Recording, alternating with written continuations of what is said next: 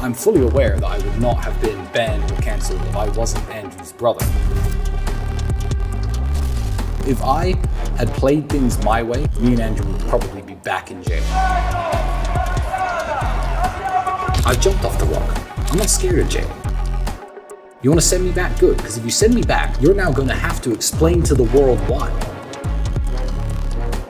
Can they even do that? Like, what is the crime? Every story, all the girls, it's only towards Andrew. They don't care about the truth. They just want to spin some negative story. They wanted the Tate brothers in jail. It's us against the world. So when you hear the word Tate, you think about Andrew Tate, but it's really the brothers, Andrew and Tristan Tate. And when I think about Tristan Tate, I told him earlier, I said, you could have gone a completely different route. The guy looks like a Hollywood star. He looks like a movie star. He looks like he could have played James Bond. Maybe they should even consider him for James. I know they just made the announcement. He looks like a real James Bond. Dresses like one, has the personality of one. The ladies love him. If you've never seen his pictures, just go on Google, type in Tristan Tate. You'll see what he looks like, good looking guy. But he's got a complete different identity to himself, very different than Andrew. We had a very good time talking to Andrew, your brother, and the way he built you up today was very unique. I've seen you guys talk to each other about each other, but the way he did it today was very different. Anyways, Tristan, it's good to have you on the podcast. It's good to finally meet Yes. you. Last time we met in Madrid, but we never did a podcast together. No, for about 60 seconds. I was saying I was eating Spanish paella the night before, cracked one of my teeth, and then the next morning Andrew wakes me up saying, okay, let's go to Patrick's podcast, and I had this big swollen face, so I hid inside of my hotel, but I did catch you for about 45 seconds by reception because we were staying in the same place. Yeah. And you thought I'd been in a fight. I thought, because you guys fight, I'm like, this guy probably got into a fight. Apparently now I know the story. He lost to some muscles, but not the good kind of muscles. Yeah, not the good kind. So here's my question for you. When we read the stories about why, Andrew's gone to prison, or Andrew this, or this woman came out, or that woman came out, why did you go to jail? Why did you get banned? Why did they take your Instagram down? I mean, I remember the pictures. It was all cars and suits and motivational stuff. So is it guilty by association? It is guilty by association. I hate to say it, but I'm fully aware that I would not have been banned or cancelled or probably ended up in jail if I wasn't Andrew's brother. But there are so many benefits that come with being Andrew's brother that you have to take the good with the bad. So it didn't upset me too much. No, I smiled about it. Where does this positive attitude come from? You could be the victim. Oh, Andrew, you did this. Yeah, you landed me in jail. Look at all our assets are seized. Yet, smile on your face, as gracious, just humble guy. Where did all this come from? It's always been the way me and Andrew are, and we've shared in our successes. The first time he became a millionaire, we celebrated. When I became a millionaire, we celebrated. When we bought our first supercar, we drove that home from the dealership together. So every single positive moment in my life, the first time we ever chartered a private jet, I remember we were just happy, drinking, having a great time on the plane. This is before he reverted, before anybody jumps on that drinking reference. But if you want to take all the good moments from having a relationship, a brotherly relationship like me and Andrew have, and then he becomes the world's most Googled man, one of the most influential men, I guess, in the world. And by default, he's attacked by the Matrix in a way that ends up with him being thrown in prison. I feel like I'd be more mad if I didn't go to prison with him. I'd feel like, I've taken all the good from being associated with Andrew, and, he builds me up and I build him up. And for him to be sitting in jail without me, it would just feel wrong. So I'm not even mad about it. I'm the opposite of mad about it. I'm glad they roped me in with it. I'm glad they said guilty by association. I'm glad they throw me in jail with him. And if they frame him for real and send him back, they better send me back too, or I'll break myself in. You break yourself into jail. I'll break into the jail. Right. Seduce one of the prison guards or something smart. I could probably can't see you pull it doing off. something like that. I can't see you doing something like that. But you did give a good book recommendation earlier. I appreciate that, which was great. It's an inside joke. But so going back to this whole story of, I got confused right now because, we're both in a different place right now. I got it. I'm thinking number 7. I'm thinking 8.5. I'm in a whole different place today. Okay. Well, working out is good. Staying in shape is good. All that stuff is a very good thing. Yeah. So really though, when you talk to your lawyers, why did they put you in jail? I mean, I know it's guilty by association. Can they even do that? Like, what is the crime? Every story, all the girls, it's only towards Andrew. Where are you involved? Yeah, well, when digging through Andrew's entire past, trying to find a reason to put him in jail, what you have to understand is we have not been accused by X number of women. The prosecutor has accused us of doing X to X number of women. These women actually defend us actively. One of the statements in the file is a girl who I used to date a little bit. She details nothing illegal, says nothing illegal went on. She wasn't held against her will, she wasn't trafficked, she wasn't exploited. But because I used to sleep with her, I guess I'm guilty too. So, I mean, I guess one of the girls is my ex. So that's the only real link with me. But yeah, it's guilty by association. They wanted the Tate brothers in jail. I think. When they came to arrest, did they come to, was it you and Andrew? It was both of you. Yeah, they had arrest warrants for both of us. And when they came to arrest us, what's very funny is my cousin's girlfriend was here at the time with her friend. There were actually women in the house at the time. The women in the house were not questioned. The women in the house were not asked if they were okay. The women in the house were not asked if they were in danger, if they were safe. They were completely left alone, left to sit on the couch with us while the police watched over us, while they went through the house and took everything that was valuable. They were Googling the value of the various items they were taking, marking it down on a spreadsheet, and they left, I think, without saying a single word to the women who were in this house, which is very unusual, you would think, in an investigation about human trafficking. But you could take what implications from there you will, and guess what their motivations were, if you will, but I can't say anything at the moment. That makes sense. So we talked to Andrew earlier about his experience in jail. How was the experience for you, from your point of view? Well, I mean, Romania spends less money per prisoner than any single country in the European Union. The prisons are constantly getting in trouble from the European Union for being underfunded, too many people per room, not enough square meters, not enough calories per day. So the jail experience, it wasn't good, but it was interesting. And I took jail in a very strange way. I feel like if you're gonna walk around the world running your mouth all the time about what you are and what you think you are, eventually something's going to come along in the world and test you. If you walk around saying, I'm the baddest man on the planet, I can beat anyone up on earth, one day someone in the street is going to be like, you're the guy who thinks he can beat anyone up and punch your lights out.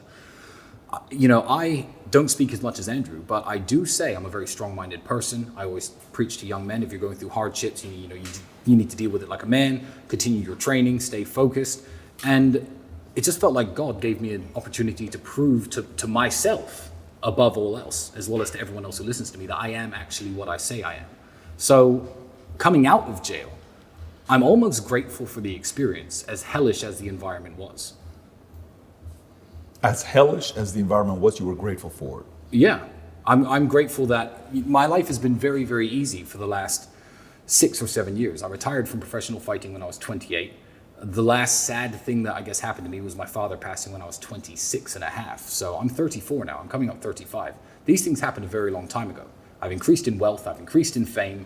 I fly around the world doing whatever I like, driving whatever car I like, staying wherever I like, sleeping wherever I like, going, it's been such an amazing experience that I haven't tested myself for real in a very long time. So yeah, grateful for the experience. Andrew had very high praise about you, right? I mean, we did a whole segment about, he always thought you were the best brother in the world, but after being in jail with you, now he knows, he's confirmed and reaffirmed that you're the best brother in the world. And he almost kind of compared you to like being the yin to his yang, right? And I didn't really fully understand who Tristan was. We've sat with Andrew for hours on end. We had 45 seconds with you after that paella incident, right? But he says that your special gift is you've mastered the art of not giving a fuck. Yeah. So what is that all about? Well, I'd say it's not giving a fuck in the way that, because I know people who don't give a fuck. Their life sucks. They don't work out. They don't care about their own health, happiness, wealth, work. Not in a degenerate, I'm a bum kind of way. I'll give you a better example, because I know exactly what he means. I feel like, because I am his younger brother, every great general who sits at a table with his staff needs that one fearless guy with him. He needs people who preach prudence and being careful, and we have those people, believe me. They're very, very loud in our ears every single day since getting out of jail. But, if you're a great samurai general and you're sitting around the table, you also need that one guy who says, okay, there's 10,000 of them, there's 5 of us, okay, let's just go. It's more fearlessness than not giving a fuck. If I had played things my way since getting out of jail, me and Andrew would probably be back in jail right now. I'm censoring myself on this podcast, but the first day I got out, I thought, you know what, screw it, let me just put a camera on, just tell the whole world what's going on, and let them take me away live on stream. That's me. So luckily he keeps me in check, but also I feel like I can inspire him to make a few bolder and braver decisions in life because of my counsel. So I'm very much one of his councilmen, but he does need me at the table. Without that guy, you're just going to be a pussy, you know? Have you always played the number 2 role? Like, you know, in monarchical times, it was always the eldest son that was passed down to the crown. From your father down to Andrew to you, has it always been an understanding, all right, I'm number 2, my brother's the leader, let me get in line, let's crush it? You know what? I don't feel it's necessarily like that. I feel it's more that I know what his strengths are, and I'm there to compensate for his weaknesses. He knows what my strengths are, and I'm there to compensate for his weaknesses. So who's the leader and who's not all depends on the situation that we're in. Certainly me and Andrew have been a team a very long time, and we made a lot of money before we ever blew up on the internet. Our relationship was a lot more equal then, but Andrew is the famous one. I'm fully aware that he's the guy who will go in front of the camera and say the types of things or voice his opinions in a way that garner infamy and fame. And I've blown up alongside him. Mm-hmm. So, you know, part of the price is going to jail. You know, they say that your ego is not your amigo. Mm. There must be some part of you. I mean, you're a 6'4", badass, good-looking, Hollywood-looking guy, girls, Bugattis, yet you're willing to take a back seat to Andrew's fame. So you must have a big ego to be the place that you're in, but you also have to take a step back and say, all right, Andrew, you're the guy. How do you grapple with that? Well, yeah, with what we're doing now, Andrew's certainly the face of it. But he wanted to build this. This was never my intention. I thought, okay, you're going to make some money on the internet. That's cool, Andrew. You do that. I'll continue doing what... In fact, I'm going to interject with another story. There was a time when me and Andrew could barely pay the rent. He was training and he was fighting full-time. He was a kickboxing one-time world champion, I think, at the time. And I was selling windows. Now, I'm a great salesman. So I was bringing home 1,000 plus British pounds per week. He didn't tell you this story, did he? No. Hopefully he said he was a window He salesman. said he sold windows, but not the one you bring in. But he didn't say he was balling out, making 1,000 a week. No, I mean, that's not balling out. I think these 3 glasses of whiskey cost about $1,000. But I was making about 1,000 British pounds a week. Andrew had a previous sales experience. I was at the time working in sales, and Andrew was just living off his fight money. So I would come home every day. I say, I made this much sales, etc. I'll pay the rent. You keep fighting, because I was helping to support his kickboxing career. One day, Andrew looks at me and he says, you know what, Tristan, I'm just going to start selling for the same company you're selling for. We could bring $2,000, $3,000 into the house a week. We'll have a good life. We'll make money. And I said, Andrew, no, you can't do that. You can't do that, because if you are spending all your time chasing sales leads and knocking on people's doors like I am, then you're never going to find the time to discover something better, to discover something that's going to take us out of this crappy apartment. It's going to take us out of this crappy life. So even back then, when I was willing to work away selling windows instead of kickbox, because I got paid almost nothing. I was the European champion at my height. My most I've ever got paid was $1,000 a fight. I knew that wasn't the financially viable option for me. I was willing to sell windows to let Andrew continue to have time to train, but also have time to think. So now, everyone's like, oh, well, he's the face of this online persona, and you know, you guys make a lot of money for it. I'm like, I'm fine behind the scenes. I'm perfectly happy. I'm not missing anything from my life with my 2 million Twitter followers. I need 6.8 million to fulfill. You know, people will often try to, I guess, pit me against Andrew, which is the stupidest idea in the world. But they'll say stupid things to me like, your brother's more famous than you. And I'll say, yeah, my brother's more famous than you. Like, what's the big deal? If your brother were Mike Tyson, for example, and someone said your brother's a better boxer than you, you'd be like, yeah, my brother's Mike Tyson. What you know, it's this strange type of jealousy and envy that I think a lot of men can't cope with, that makes them drag each other down like crabs in a bucket. If my brother became, a billionaire, the world's richest man, and I had to stay at this level, I'd be like, yeah, my brother's the world's richest man. I'd be proud of him. And I don't see anything wrong with that. It's not a competition. We're a team. I think that's a big thing. So I got an 11-year-old son and a 9-year-old son. Okay. Beautiful. And the perspective to have, there's got to be also a massive level of maturity of the younger one towards the older one. I'm the younger sibling in my family. My sister's 6 years older. Well, we got a very good relationship in our family. But the wisdom of the younger is different than the wisdom of the older, right? You're more watching, you're more like, okay, yeah, that's probably not a good idea. I saw Dad smack him upside the head. I shouldn't do that. Okay, wow, that's pretty good. That leads to good praise, or that's good. Yeah, I don't like that. I have no interest in that. Oh, okay, it's pretty. I would have probably done it this way, but I get it. So you have a different optic, right, to see different things. At what point was it when you're coming up and you guys you were talking outside and you're like, hey, we're so competitive that, hey, 6 years ago, the whole prank concept, we no longer do pranks, all this. We're a big prank family ourselves. When was it, and even maybe from your pops, did that drive you guys to compete against each other, or did that drive you guys to compete against the world? What was his selling point to the two of you? I don't think it's something that we learned from my father. Okay. My father didn't have a brother or another guy in his life who were close like me and Andrew. I think it's something that happened organically. And it's not so much competition against each other in terms of what I can do and he can. It's more like, how much am I going to contribute to the team that you don't? So a perfect example, this house is set up literally perfect for it. I'll come down in the morning, 7 a.m. Andrew's at his laptop. We'll go there's an exercise we hate doing. You put 30 kilograms on a burpee bar, on a weight bar. You do a burpee, lift it above your head, and you do it 150 times. It's tiring, it's horrible. So I'll do them and I'll say, Andrew, you're a pussy.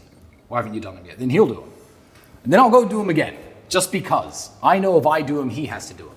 That's not, people can see it as two men competing against each other, or you can see it as two men within the same house getting stronger and pushing each other to become stronger. When we're racing around racetracks, we're both, I guess, professionally trained drivers. We have lots of track experience, lots of road experience. The fact that he will drive faster than me will inspire me to do better in myself.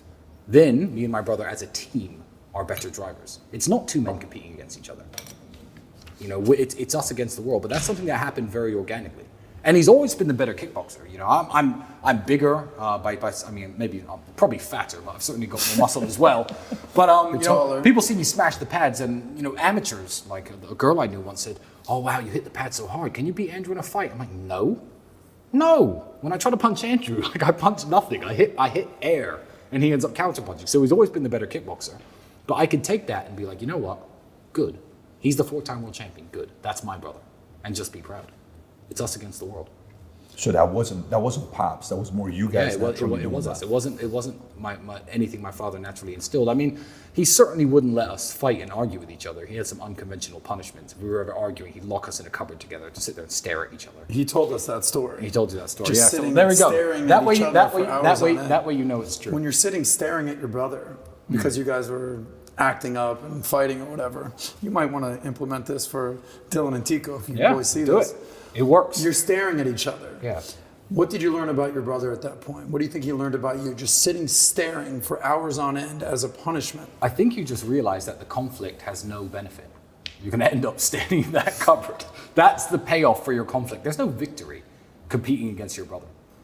And we grew up in Luton as a huge Asian diaspora, I guess. Lots of Indians, lots of Pakistanis, lots of Sikhs, lots of Muslims. And these people work as a team. It's one of the reasons they outcompete British people, native British people, in almost every single metric. And we knew a guy named Bali. I hope Andrew hasn't told you this. No. So he was a lawyer, probably 50,000 pounds a year. And he drove a $400,000 Ferrari, a 400,000 pound Ferrari, and a 500,000 pound Rolls Royce sometimes. And we were saying, do you think Bali's a drug dealer? What do you think he's up to? And me and Andrew at the time, had quite a close brotherhood. And he looked at us one day. I said, Bali, how do you have all this money? How do you get these fancy cars when you're just a lawyer? And you're relatively young. He was like 26, 27, about 5 or 6 years older than I was at the time.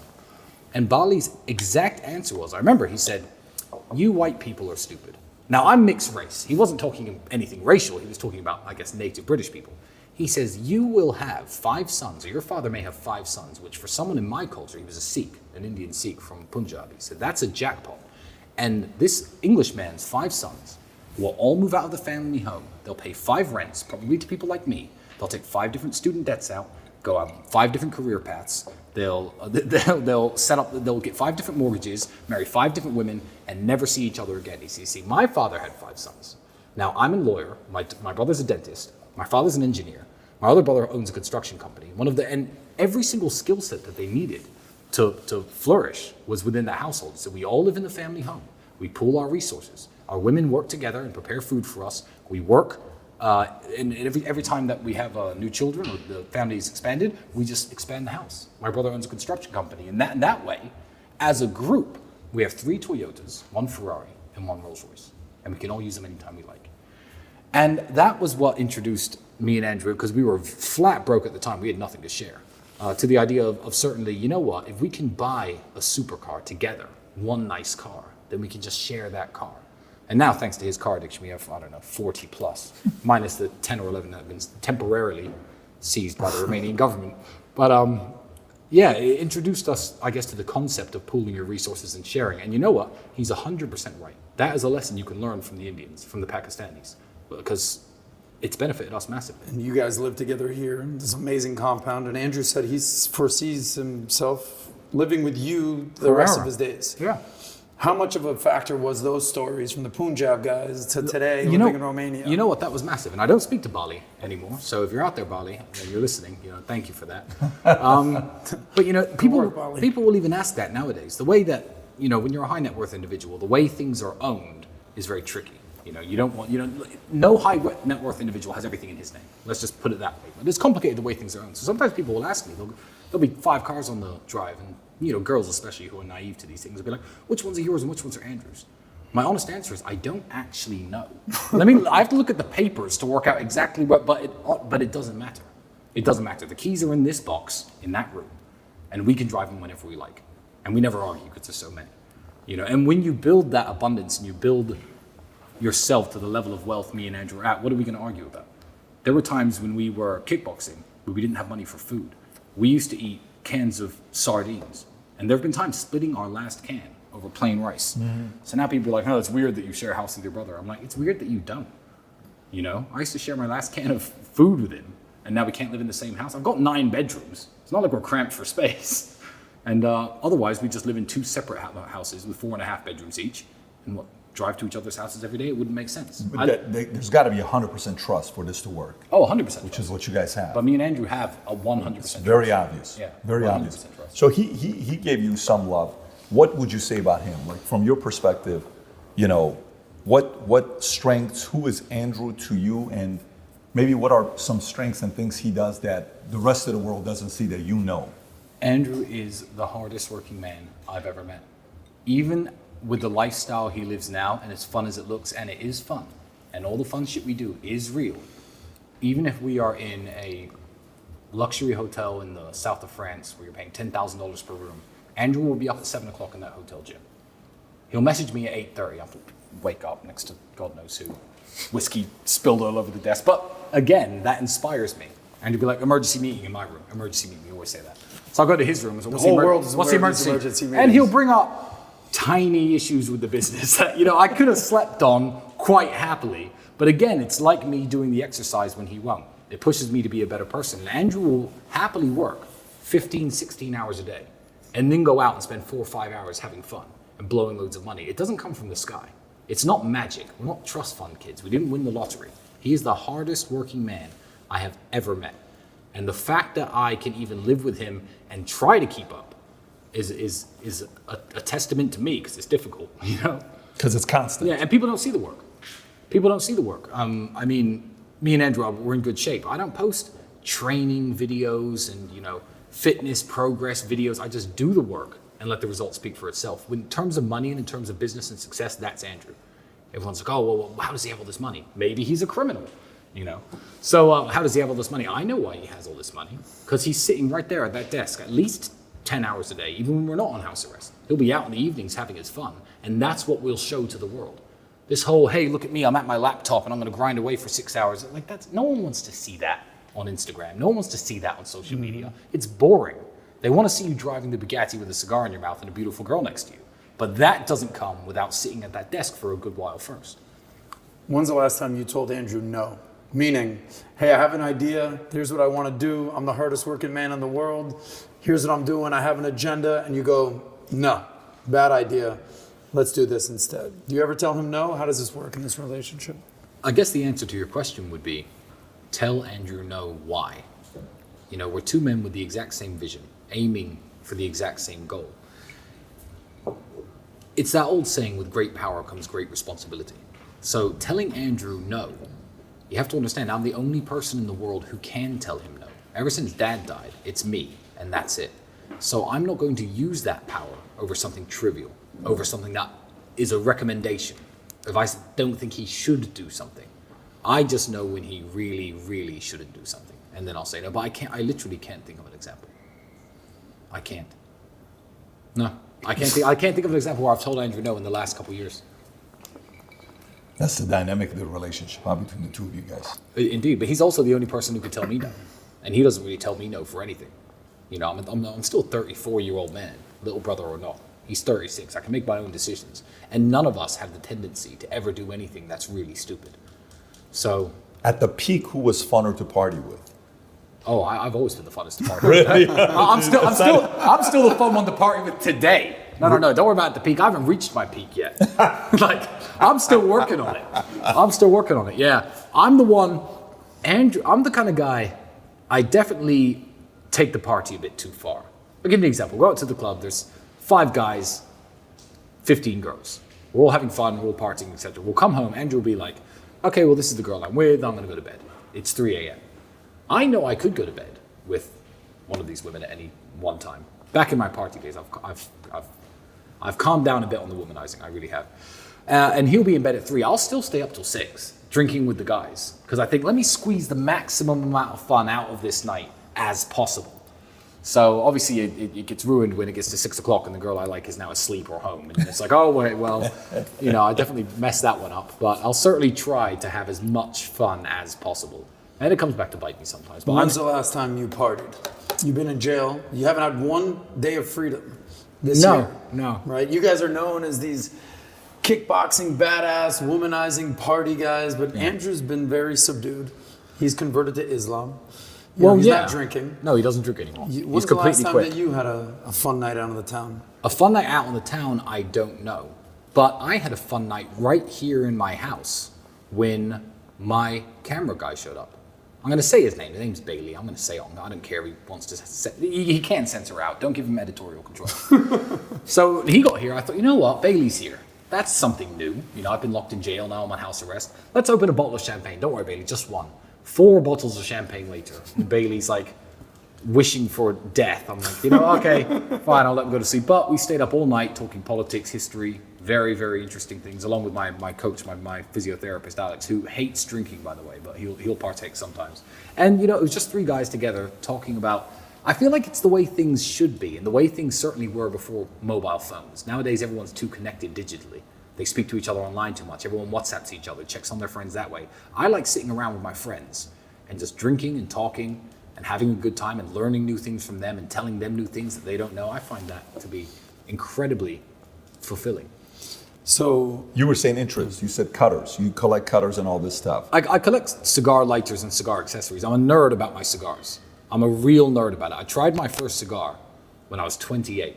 And now that I smoke a lot of cigars, people will accuse me of saying, oh, well, you try to teach values, but you encourage smoking. I don't encourage smoking. These are bad for you. But if you do them, train really hard in the gym, get as fit and strong as possible, at least try to compensate the damage. But yeah, I'm a nerd about my cigars. I smoked my first one when I was 28. I had a car crash, which stopped me from professionally fighting. I had some surgery just a year and a half ago to fix all that damage finally. But I thought, I can't fight anymore. I've always thought cigars looked cool. I'd never smoked a cigarette or any kind of tobacco product up until that point.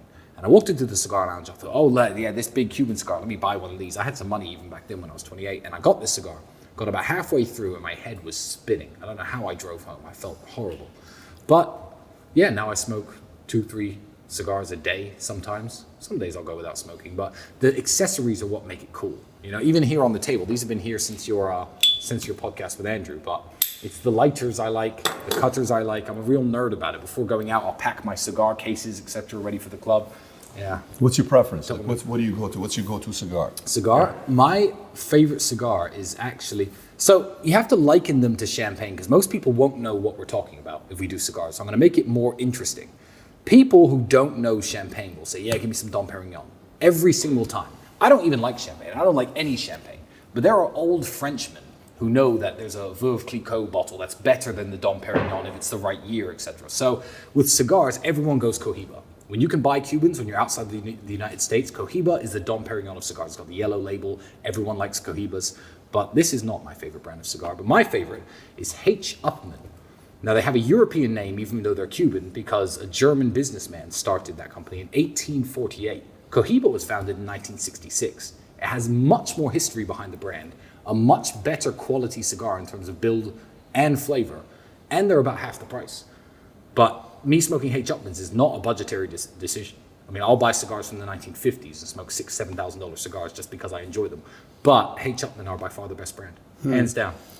Can I give a quick shout out real quick? Sure. I only smoke cigars with two people. Their last name is either Tate or Sapala. Okay. So shout out to Matt Sapala, by the way. If you're watching this, you're going to love this.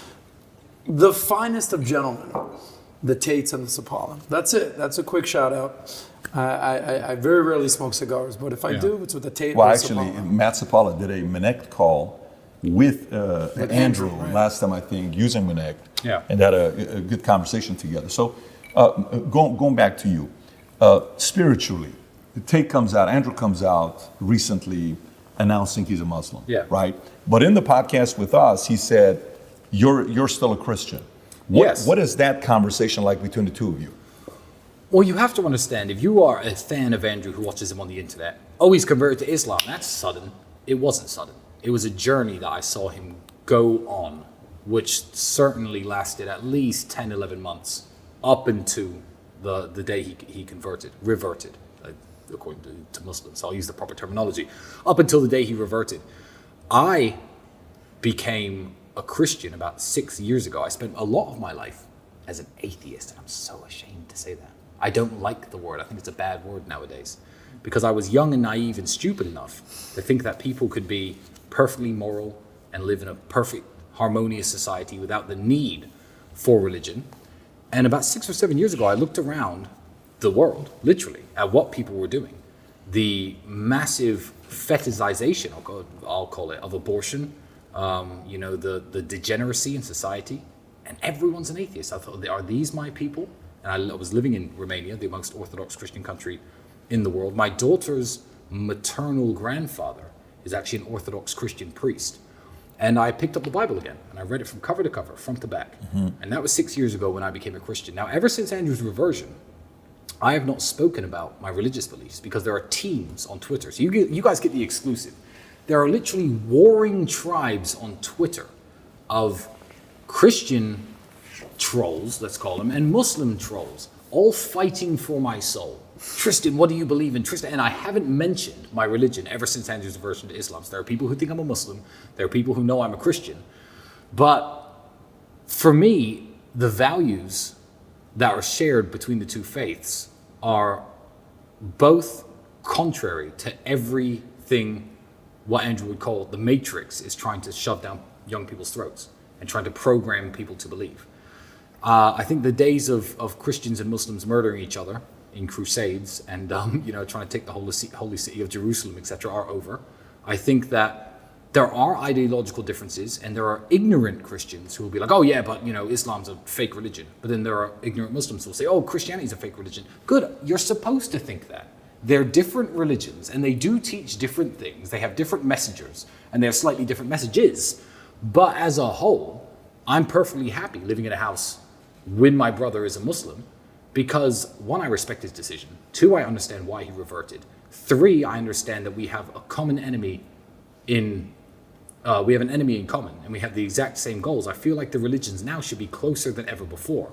It's fine to say, you believe things about God that I don't, and I believe things about God that you don't. But can we at least agree that this is wrong? And I feel like common ground would unite Christians and Muslims hand in hand if people were less standoffish.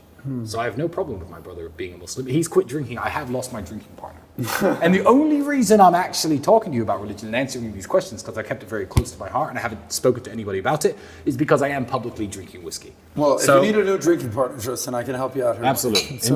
And you're Jewish? Yes, most of the time. Muslims refer to Christians and Jews as people of the book. And you have to understand that Muslims hold Christians in very high regard. So I've read, even since getting out of jail, I've read 4 books on Islam since getting out of jail. And I was actually quizzed by a Muslim scholar who lives in the United Arab Emirates. He said, Tristan, are you ever going to revert to Islam? And I said to him, reversion or conversion to any religion, I don't believe it's something that you do. I believe it's something that happens to you. If you look into a subject and you read the Bible, and you read about Christianity, and you read about the life of Jesus Christ, you don't think, you know what, yeah, screw it, I'm a Christian. I feel like it's something that would have to happen to me, not something I'd choose to do. And I've even had people say, oh, you know, your life would be better if you reverted to Islam because, you know, there'd be benefits of you living in the Middle East, etc. And I said, no. How disingenuous would that be to my Muslim friends and colleagues, of which I have many, to revert for any beneficial reason other than me genuinely feeling it within my soul? So that's the reason I haven't. Not because I haven't chosen to, but because it hasn't happened to me. Right. So that means it could happen. Yeah, absolutely. Right. Absolutely. You said so interesting. You just said something earlier, real brief. You tweeted out. You said positive pregnancy test ? Yes. Unsure what to do. This is the sign you were looking for. Keep the baby. Yes. Raise the baby. By the time they are 2, you will thank God you read this and shudder that you ever considered an abortion.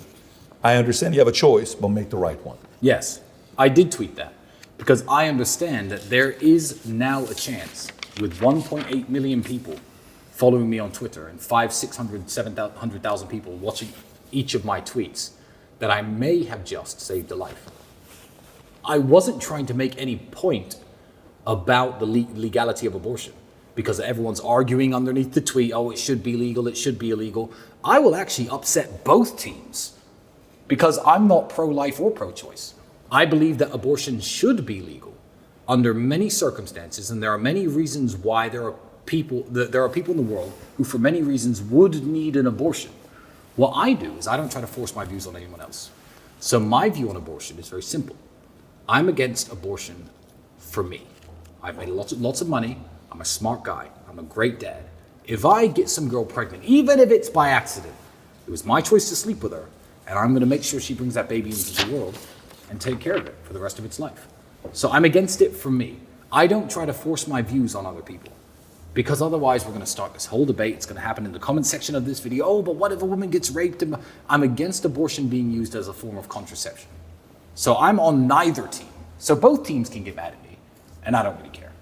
But yeah, I just thought with so many followers, maybe I'm going to get a letter in the mail in 17 years' time from somebody whose mother's going to tell them the story of the time she read Tristan Tate's tweet, and I thought that would be awesome.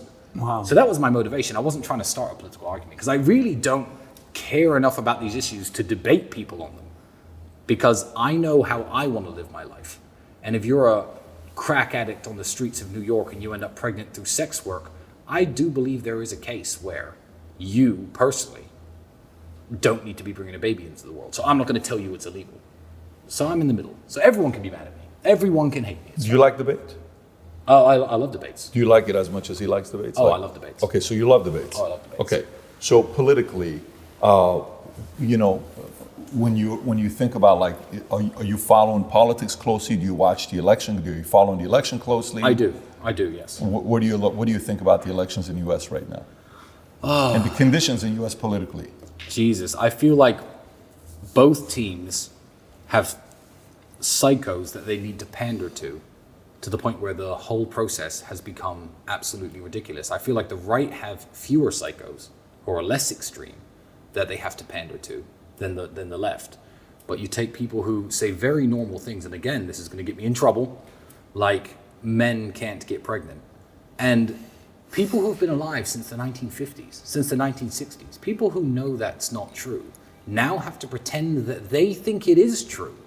And I'm like, I'm not going to go into what you think about foreign policy. I'm not going to go into what you think about the issues America's facing, because you just said men can get pregnant. So you're an idiot. And I feel like the pandering to all these special groups, whether it be the military-industrial complex, let's not go down that road, or you know the insane, I won't say the LGBTQ insane people, I'll say the QT plus people, because I think LGB and QT plus should be completely separate things. Yeah, it's very hard to take any American politician seriously. I do know who I want to be the next president of the United States. You probably know who I want to be the next president of the United States. Joe Biden guy we talked about. Oh, yeah. No. Do you consider? Oh, go ahead. I was going to say, the audience doesn't know this. When you walk in here, there's a, is it 6 feet or 8 feet, painting of President Joe Biden. I was so impressed the fact that you guys have that kind of pride for U.S. in the house. But it was him Very falling impressive. down. Well, you know, I'm not very good at darts, so I need a big board. So. Would you say you were born in America, I was born in the United States. raised in England. UK? I'm English. You would consider yourself English? I would consider myself English, British. I'm proud to be English. I love English history. As a mixed race person, I like to be able to stand up and say I'm very proud of British history and we should all be proud of our heritage without people being able to point the finger at me and call me a racist, because when white English people say that, suddenly they're racist for some reason. Yeah, super proud to be British. I think that the influence that the British have had on the world is incalculably larger than almost any other culture. Please correct me if I'm wrong. A lot of the great inventions in the world were British. The way that you go to every single country in the world and they're all speaking the language of one tiny island in Northern Europe. Why? You know, I'm a proud Englishman, and I don't care about the United States so much because I left when I was 8 years old. If you want a guaranteed way to get in touch with me, maybe you have a business idea, maybe you want some fashion tips, maybe you just want to connect, you could find me on Manect. How interested can I be? As much as I'm interested in the nerdy way that I'll follow it and know what each team has to think, if I've never worked a job in America, I've never had a girlfriend in America, I'm not educated by the American school system, I don't have a business in the United States. You've never had an American girlfriend? Oh no, I've had loads, but I've never had to manage a relationship while living in the United States. Yeah. So what do I really have invested in who wins the election? You know, as much as I'm interested in it, I consider myself British and I care much more about England, which is a lot more fucked up than the United States in lots of ways. It's failing in every single metric, which makes me sad. Would you say you follow British politics even more than American politics? No, I fear American politics because it's more interesting.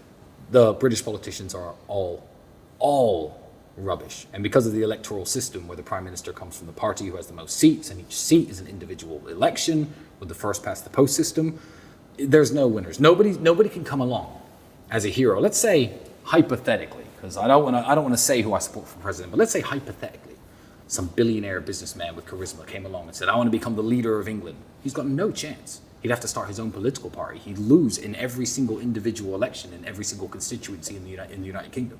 And you'd never hear from him again. I think it was I don't want to say the exact date because someone's going to correct me on it, but it was in the 1970s, the Green Party of England won 20-something% of the vote and got 0 seats in the House of Parliament. That's the way the system works there. So no hero is coming along to save the UK, which is sad because I feel like both political parties that could possibly win and both their leaders are equally horrible. What you're saying is only in America. Yeah, exactly. Is that something like that possible? Yeah, exactly. In England, you got 2 dead horses and the race is about to start. Why watch? I'm not interested, you know? And nobody else is either. I actually have another question for you. Go ahead. We all have our nicknames, right? Yeah. PBD, right? Sauce. Your brother is Cobra Tate. You are the talisman. Yeah. Okay. I actually had to Google what the talisman was, Yeah. right? So it is an object that has magic power and brings good luck. Yeah. Right? And keeps evil away and protects the person wearing it from illness, accident, disgrace, and misfortune. Absolutely. Right? So how did you get the name the talisman? And are you Andrew's talisman? I absolutely am. But it wasn't Andrew who gave me the nickname. I was 17 years old and I was working at a sandwich shop. And I used to hang around with this African guy from the Ivory Coast Republic. Luke, if you're watching, God bless you. I don't know where you are today. And we'd go out to various bars. And we would, anytime he'd see attractive women, because I mean, I'm 17. What do you know? You know, of course I'm out there trying to meet women. And every time there was a group of attractive women, I'd go over and approach them. And how smooth can a 17-year-old be? But, you know, girls tended to like me. And he called me his talisman. You know, I don't know if it was his lack of English that made him use the word talisman instead of good luck charm. But he would always call me his talisman, and it was the talisman. And that stuck. And then I needed a fight name, and it was Tristan the Talisman Tate. And I feel like if you are my friend, if I truly care about you, whether you are pursuing a new goal in business, whether you are attacked on the street, having me by your side I'm a good person to have by your side. And I've proven that hundreds of times to every single person who I hold dear. So I like that name because it suits who I am. You know, I say that in every single photo, if you see me and Andrew together, I'm always walking behind him. And believe me, I'll hit someone faster than the bodyguards with us will. I'm that guy. So I like the nickname, and I think it suits me very well. So you're Andrew's talisman. Yeah. Well, then how would you be worse off? Anything you want to do in life, how would you be worse off if I was fully invested in the idea that you had and I was on your side? 100%. I'll sign you up right now. How would I make you worse off? in. So I feel like that I'm a very well-rounded person. And it's not just for Andrew, it's for anybody I choose to associate with or anybody I choose to do business with. So, or protect, or, certainly 5 years ago when I was a bit more wild, if you wanted to go out womanizing, I'm pretty good at that too. So I'd bring you some luck in that department. Sign right here. So. Yeah. No, retire from that. Man. Who's your talisman? In what business? It varies, because Life. the hardest thing to find in life is a flag carrier. It's the hardest thing to find is a flag carrier. Yeah. Flag carrier, you find a flag carrier that's fully with you, and then the time span of how long that person is going to be with you. You look at Elon Musk right now. Who's his talisman? One phone call away from David Sachs. David Sachs, things get done. The guy's a doer. Yeah, good point. What do you think about Musk, by the way? What he's doing with Twitter? Love him. I absolutely love Elon Musk, and I shut down any criticism I see of him online because I don't think almost anybody is in a position to criticize Elon Musk. I'll give you an example. Elon Musk was dating that singer, Grimes, whatever her name is. Yeah. And some dork who fancies himself a dating coach on Twitter, I'm not even going to say his name because that would do him a massive favor, was like, oh yeah, Elon Musk really needs to book one of my calls for $29 for half an hour so I can give him dating advice. I'm like, who are you? Elon Musk is arguably one of the world's most powerful men. He has the power to send things into space and bring them back. One of the first independent human to ever have that power outside of being a government. He's insanely intelligent. He takes on tasks, Tesla automobiles, absolutely rubbish idea if you were to pitch it to anyone many years ago. And he turns them into successes. Elon Musk is a different breed. It's like a bunch of chihuahuas, laughing at a tiger's stripes, saying that his coat was wrong. Like, who are you to criticize him in any way? He doesn't need your dating advice. The man's got 10 kids. 9, rest in peace, and that must have been hard for him, God bless. But, how are you, some dork on the internet, going to criticize him in any way? Who is going to give a fuck about you 50 years from now, 100 years from now, 300 years from now? If Elon Musk keeps going the trajectory that he is going, he will be one of the most remembered people of our entire generation. Yeah, Barack Obama was the first black president of a country that used to be called the United States. Now West China. No, I'm joking. But in 500 years' time, 1,000 years' time, the guy who revolutionized space travel and took us from a single planet, wow, from a single planet species to a multi-planetary species, his name's going to be in the history books. No question. Long after everyone else's. So I don't even like anyone criticizing him in any way. So if you have anything bad to say about Elon Musk, go ahead, read your 7 things you don't like about Musk. Yeah, so here, Elon, number one. No, we're on the team Elon Musk camp. But I will say this. I didn't get a chance to ask your brother this, but since Twitter's the only platform you and your brother are allowed on. Yes. Right? What he's done for free speech is he's incredible. He's he's also a customer service representative. Yeah. It's very interesting. Your brother tweeted back to Elon. Elon tweeted famously, I think I'm going to remove accounts that are inactive or aren't tweeting anymore. Yeah. And your brother didn't bash him, said, great idea, Elon. Yep. But it is. I have a suggestion. My father passed away, 7 years ago? 8, maybe 8. 8 years ago. I still read his tweets all the time. I would really appreciate if he would keep his account active. Yeah. As of today, I think his account is still active. It is still active. So, thoughts on that? The fact that Elon Musk possibly read your brother's tweet. Well, he's kept it active. Well, he's liked some of Andrew's tweets before. But you have to understand, and I fully understand, I don't have an ego. I fully understand if you don't know me and you've never met me and you listen to what the prosecution service of Romania is saying about me, even if you like me and even if you don't believe it, the smart choice is wait for it to be proven bullshit before interacting with me. Because an association, I would not want to be associated with somebody who was a human trafficker. I wouldn't. So I get it. If someone doesn't actually know me and they're like, oh, well, let me distance myself from Tate right now. Yeah, it's sad. And yeah, most people who have their bullshit detector switched on can know what's happening to me and why, or to Andrew and why. But he's liked some of Andrew's tweets, but he doesn't follow us and he doesn't interact with us besides those likes. And I completely understand the decision.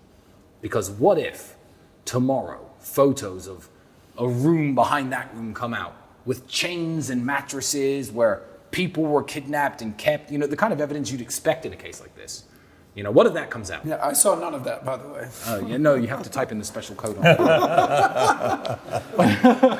it. But anyway, so yeah, no, Elon is a wonderful guy, and I think he's kept Andrew's account up on purpose. If I could give Elon one piece of advice, I've actually criticized people for giving Elon advice, but there is one thing that he did that I think he could have done better. Hear me out. You are the only man in human history ever to have the power to send things into near Earth orbit without the government. It's just you. If you send something up that people don't like, who has to take it down? The Russian government, the United States government. I get that he sent a Tesla. I get it. But I have criticized him on this before. I would send a statue of myself saying Elon owns space. And I'd publish its coordinates every day on a website so people on their telescopes could look, with a giant statue of myself that will be up there forever. Longer than humans will live on the earth, that will be up there. That is Because hilarious. who's going to take it down? If you troll the American government with that statue into sending up a giant satellite with a net to bring down your Elon owns space statue, that's a double win. So I get that he sent the Tesla, but if I could give him one piece of advice, just one, send a statue of He's yourself. capable enough of doing it, by the way. You know what? And you don't even have to reply to this podcast, Elon, but if you do it, I will donate $1 million to a charity of your choice. I promise. I absolutely promise. If he sends a statue into space saying Elon owns space and has it on a live feed, I will donate $1 million to any charity. That's not even criticism. That's just friendly advice. Right That's Elon's more mature than me. And I'm childish, and I would have done something more childish. So it's not even advice. It's me admitting that I'm a bit of a little kid about things sometimes. And yeah, I'm pettier than Elon, I guess. So it's not advice in the positive at all. But that's what I would have done differently. He is capable of doing something like that. I know. If there's a guy that would do it, it's probably him. I know. That would do it. And I That would hope do he it. does. Were you here when BBC came here? I was here. How was that experience? I know they were very friendly, and you guys checked them on their vaccines and masks and everything. But how was that entire experience from your optics? I love that people underestimate both my brother and myself. They see a bunch of money and they see fast cars. I don't know how they think I got it. I don't know if they think I'm a thug, a criminal, a trust fund kid. I've heard all the theories, but nobody actually understands that Andrew and I are very intelligent people. I don't know why. The people who hate us assume that we're dumb. Oh, they're kickboxing, they got punched in the head a few times, they're probably thugs. They have no idea. That woman was totally unprepared for who she sat down across from. She was unprepared. She could have done, I mean, I think you famously put out she did no more than 5 hours of research. I think less than that. But she could have sat and watched every single word Andrew has ever said and came with the same attacks and looked equally as stupid. I feel like the BBC know this. I don't think the BBC as an institution are as stupid as people are making them out to be. I think that the woman they sent, they knew was unprepared. They don't care how many views are on that video compared to all the other views they get. No one's watching the TV. No one who wants news goes home at 9 o'clock and turns on BBC anymore. It's all internet. It's all clicks. Tucker Carlson is wiping the floor with everybody at the moment, and God bless him, he's doing a wonderful thing. But they sent her like a lamb to the slaughter. I really believe that the top of the top BBC executives have to be smart enough to know that this woman was not an intellectual match for Andrew Tate. They must have known. They've seen his previous interviews. But this woman didn't know. And it was frankly embarrassing for her. I was standing right here on this balcony listening to the entire thing. It was happening right here. And I felt embarrassed for her. Yeah, clearly she had an agenda. Clearly they lost. What I thought was pretty pathetic is even if you have an agenda, even if you don't agree with the person, at the very least, shake the person's hand. Yeah, why wouldn't she shake either of your guys' hands at the end of the interview? That's just low class. Yeah, it was. And it was the fact that if she had felt that she had got the better of him, she would have shaken his hand. She absolutely would have. She clearly lost. Yeah, because she shook his hand in the beginning. So, yeah. Let me ask you, so clear the air. If they're accusing you of they don't know how you make money, you guys run the real world. You guys run the war room. Justin Waller, who we were saying nice things about earlier. Shout out to Jay Waller. Nice things, me? He put out a tweet last week. I'm going to allow you to clarify. He said, last week I put out a challenge for any student of the real world to pay the next month's mortgage for their parent. Yes. He gave an example of a guy named Didar. So Didar, shout out to you, came through. Yes. for his Mother Day. Could not be more proud of this young man. I know Culver Tate and the Talisman would feel the same. So here you are changing actual people's lives, enabling young men to pay their parents' mortgage. Yes. What are you doing with the real world? What are you doing with the War Room that's actually enabling people to help their family, to make money? And as a byproduct, obviously, you guys make money. Well, the real world I think it's almost a revolution in education, which is another reason why I think everyone wants Andrew to shut up. I feel like the traditional way, because you have to understand, universities have a monopoly on the borrowing credit of young people. An 18-year-old who wants to be a pilot cannot say, hey, bank, give me some money so I can take some flying lessons and get my pilot's license. They'll say, no, join the military or don't. He can't say, I've got a great business idea, give me a loan, I'm gonna start an ice cream store, here's the business plan. They'll say, no, hey, I want to study gender studies, give me $100,000. Boom, they write the checks every single time. And the people you're learning from are not necessarily qualified to make you a better fit for the workforce. They're not necessarily qualified to teach you anything about how to make money, which used to be the end goal of university. I do not shit on university. My doctors went to university, my lawyers went to university. University is absolutely necessary in today's society. But telling every young person that that's the only path to success. The real world was founded on the principle that when me and Andrew were young, we had to jump through hoops to network with high-level people. My dad knew a rich chess player. This guy ran a kickboxing tournament. Okay, let me see if I could speak to him for 10 minutes after, see if I can learn anything. Now, $49 a month, you are in direct contact with millionaires who we've all verified. We verified them personally. People who have made millions of dollars in their industry, and they are going to teach you how they did it and what you should do if you wish to emulate them. So we're cutting out the middleman in a way. So it is absolutely wonderful. Do some people join the real world and just have it on their phone and think it's magic and think it's going to make them money and not make money? Perhaps. It's a resource like anything else, like a great book. But you have to put the time in, you have to learn the knowledge from it. And yeah, that guy paid his mother's mortgage payment. Respect. So what's the difference between the real world and the War Room? The War Room, you have to think of it more of as a private members network. Whereas the real world, nobody's vetted, nobody's kicked out. Anybody who wants to jump in at any point, man, woman, or child, of any age, can get inside and learn from the people who are professors in the War Room, in the real world. And see, I just mixed them up just there. Why the name's so similar? Whereas the War Room is something very, very different. I'll let Andrew's probably given a description of the War Room, and I feel like that will be adequate. So I'll leave it at that because I am just a War Room member, like everybody else. I do not own the War Room. So this whole time I thought you guys might have been 50-50 partners on all this. Is this all Andrew? Well, we're 50-50 partners on everything. You are? Yeah. If I went outside right now and I don't know, did anything that made money, it goes into the same banks, it goes into the same accounts. Anything any of us do goes into the same banks and the same accounts. And you know, when you're successful enough, that's hard to keep track of. It's not just one account with one number. It's all over the world. So all of our money is collective money. So it doesn't matter what he earns, what I earn, because it all goes into the same place. Good to know. War Room and real world. Real world, yeah. How many total members? You guys have an idea how many members? I think the real world we have an excess of 200,000 students. Holy, 200,000 students. Excess of 200,000 students, Wow. absolutely. Very impressive. And then for anybody who can do basic maths, you know, to assume that I would need to kidnap anyone to make money is ridiculous. I'll just leave that out there. But you know, the people who are involved in this attack don't care how I make money. They don't care in the truth. They don't care about the truth. They just want to spin some negative story about me. And I feel like they failed, but we'll see. We'll see what happens. Time will tell the way it's going right now. Yep. You're going to see what's going to happen here soon. But I'm not afraid of anything. They can't stop me. Have you ever been a child and found something scary?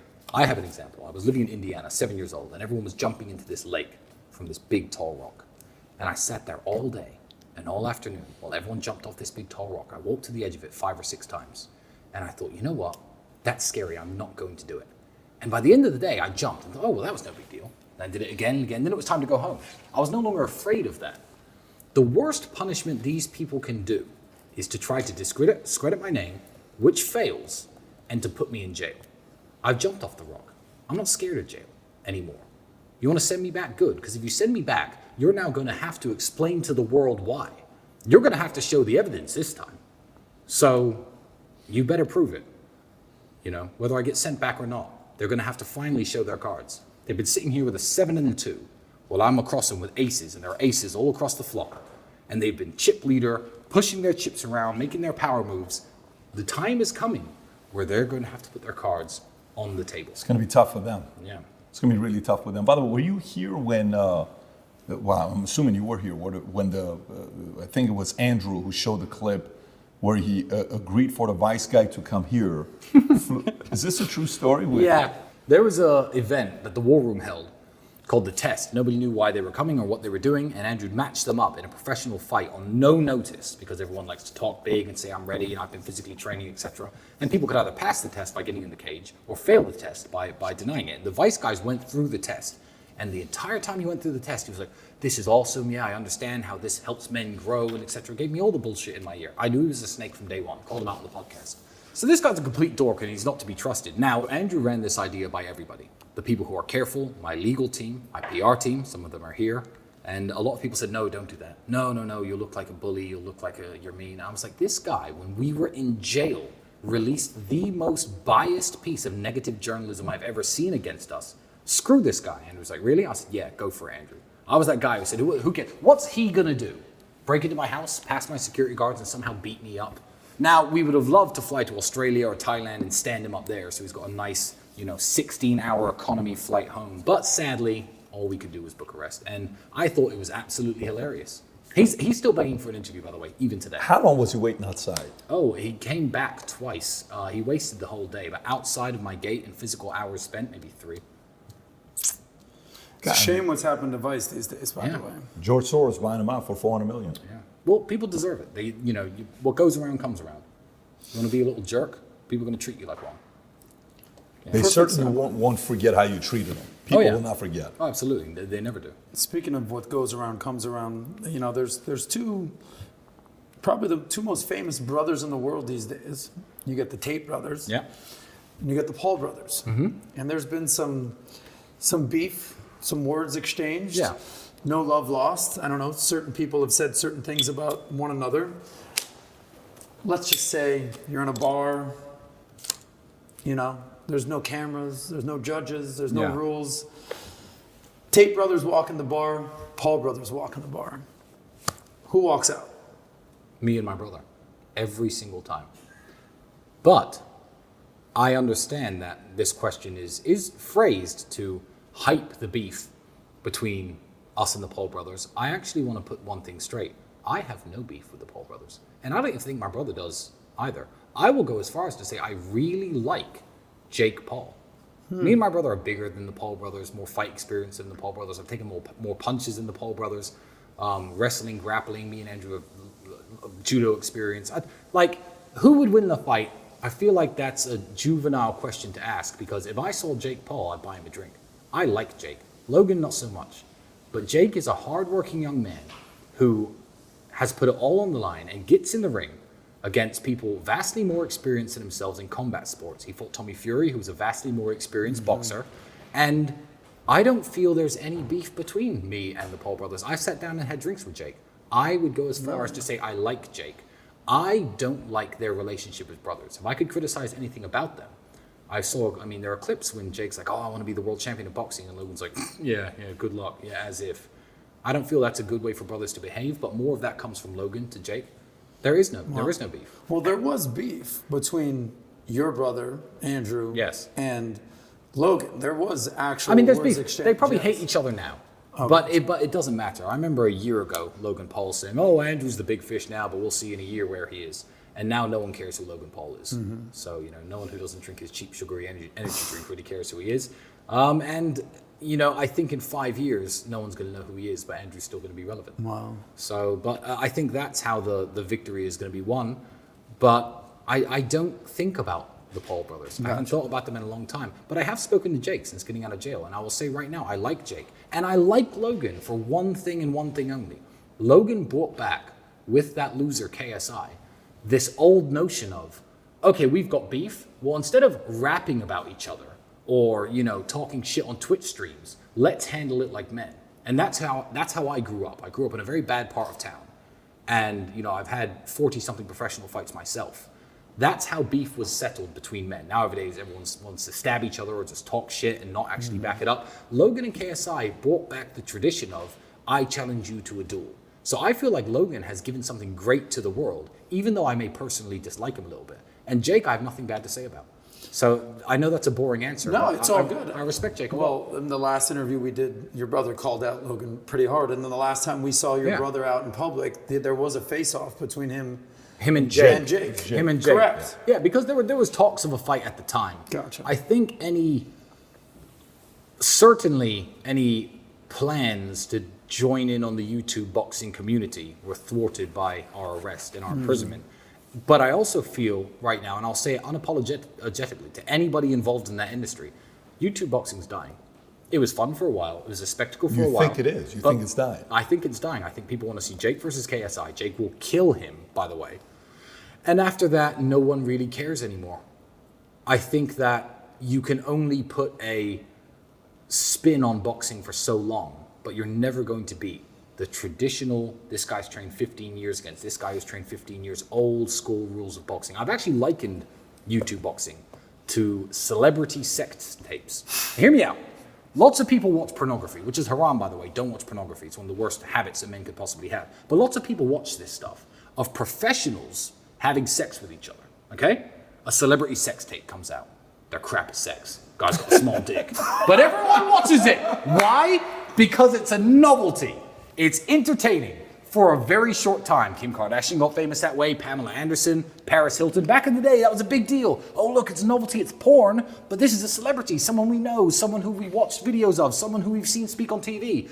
YouTube boxing had its big moment, like celebrity sex tapes had their big moment, and now people are bored of watching losers with small dicks, and they want to see the guys with the big dicks fuck. So now I think people want to see real boxing again, and everyone's bored of this. Well, I know him a bit, so I'm going to watch two idiots elbow each other in the face because they don't know how to throw punches straight. Well, just so you know, right now, the moment Tommy Lee sees this, he's going to be very upset at you to say what you said about him, because when the sex tape with Tommy Lee and Pamela came out, I haven't seen it. Okay. I haven't seen it. Tommy Lee has got a respect in the market. Tommy Lee Okay. is All he's a known commodity. So last thing. But does my analogy make sense? It's a funny do you get it? analogy. And I think I made that up. No one else has ever said that. No, So that's a that's the Tristan first Tate I've heard. original thought. But I'm right. It's over. Everyone's bored. Sex tape. Yeah. So when this whole charade is done, Yeah. and you and your brother are proven innocent, Yes. and you're scot-free, Yes. walk us through what the future holds for the Tate brothers. The future holds more of the same. I feel like the days when me and Andrew were on a mission to get to the next step, we have to get here, we have to get here, we have to get here, that ended a while ago. And this case has now given us one more of those. We need to beat this. That's our next hurdle. But I'm more about trying to enjoy the steps than caring about what the next one is. You know, I want to spend time with my daughter. I love being a dad. It's a wonderful experience. I'd love to have more kids. Keep the income coming in. Keep being rich. Keep flying around on private jets, experiencing the very best things the world has to offer: the best cigars, the finest suits.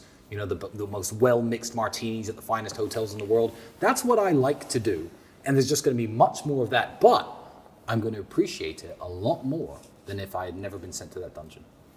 Respect. 92 days, 93 days. Yeah, 92 days. 92 and a half. days. Yeah. And you guys watched a very good movie together, Rush Hour. I mean, to have access to that kind of stuff, that's Yeah, no, pretty epic to watch wonderful. movies and I think stuff. I think the people at the Romanian police force are probably studying that movie right now as well. I'm sure you've heard the story, but yeah, and on the flight back, that Yeah. song is stuck in my head right now. I can't get it out of my oh, head. the catch-up song, Yeah. Jesus Christ! Yeah, Andrew's gone Fashion over the advice. stories. Fashion advice. You're like, you know, it's amazing every time you put Yeah. it together. So, 22-year-old guys watching this, how can I get better in fashion? What tips could you give them? Oh, there's one tip. There's one tip that overrules absolutely everything.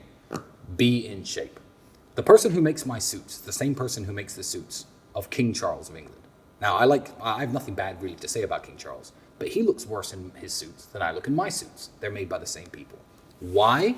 Because I'm in good shape. A suit is all about how it fits you. Mm-hmm. It's not about, I have to be Tristan Tate, I'm going to go to Savile Row in London and I'm going to buy a $10,000 suit. No, get into good shape, buy a Hugo Boss suit, you know, for a couple $100, maybe $1,000, you could put one together. Have your mother, have someone you know with a sewing machine, you know, taper it in a little bit at the sides, make sure that the leg is the exact right length. But if you are shaped like a man in good shape, the suit's going to look good on you. There's no way you can be obese, lazy, out of shape individual and go to my tailor and come out of my tailor shop, regardless of how much you spend, looking like me. Be in shape is the number one fashion advice I give to anyone. It's the old Versace t-shirt, on a big fat guy versus just a plain $5 t-shirt on a guy who's in decent shape. That's my advice to young men. Be in good shape and buy clothes that fit you. That overrules absolutely every single fashion rule that anyone could give. The man makes the suit doesn't make the man. Absolutely. Absolutely. I was expecting one gray, one navy blue, one this, one that. No. 3 different Be in colors. shape. No, be in shape. It's actually in the shape. best Be in advice you shape could possibly and give. own one suit. It's fine. Yeah. So we learned a lot today. We learned the kind of cigars you like. It's half the price of Cohiba. We learned we're going to have to see what's going to happen with Romania because with the case, we have to kind of wait for that. We learned that these YouTube fights is like porn, celebrity porn. You know I'm right. You're smiling because you know I'm from right. there.